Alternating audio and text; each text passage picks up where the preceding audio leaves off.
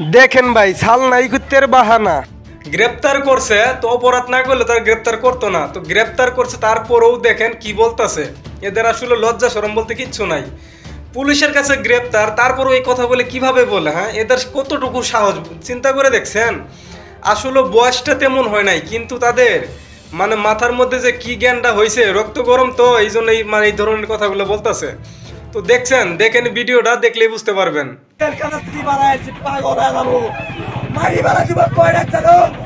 একটা হাতে গোলাপ দড়ি, তিনটি সাইডটি পাঁচটা, একটা দড়ি, তিনটি সাইডটি পাঁচটা, ক্যামেরা দিও পাঁচটা,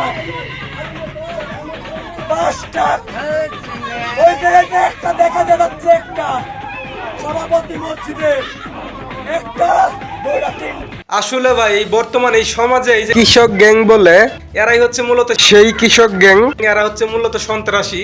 তো এদের পুলিশে গ্রেপ্তার করছে, সন্ত্রাসী করছে, মানুষের ক্ষতি করছে, বিধায় গ্রেপ্তার করছে। তো গ্রেপ্তার করার পরেও এদের মাথার মেধা দেখলাম, আপনার মাথা কি কইতাম আর, এগোর মাথায় যে কি ধরে আল্লাহ জানে। পুলিশের কাছে তুই গ্রেপ্তার হয়েছিস, তোর আজ বাদে কালে অবশ্যই সাজা হইব, তুই কেমনে এই কথাগুলো বলো? হ্যাঁ, চিন্তা করা যা ভাই, বলেন আপনারা। ওর মাথায় যে কি আছে আল্লাহ ছাড়া কেউ জানে না। তুই গ্রেপ্তার হইছস, তুই অন্যায় করছস বিধায় তোকে গ্রেপ্তার করছে, এখন এই কথাগুলো কেমনে বলস? তো যাই হোক ভাই, ভিডিও ভালো লাগলে অবশ্যই লাইক করে দিবেন আর কমেন্ট করে আপনাদের মূল্যবান মতামত জানাবেন। আর এই ধরনের ভিডিওর আপডেট পাওয়ার জন্য অবশ্যই আমাদের এটি ফলো করে রাখবেন, আর ভিডিওটা যথেষ্ট পরিমাণ শেয়ার করবেন, যেন এইসব কৃষক গ্যাং যারা আছে তারা যেন এই ভিডিওটা দেখে অবশ্যই সাবধান হয় অপরাধ করার থেকে। ধন্যবাদ, ভালো থাকবেন।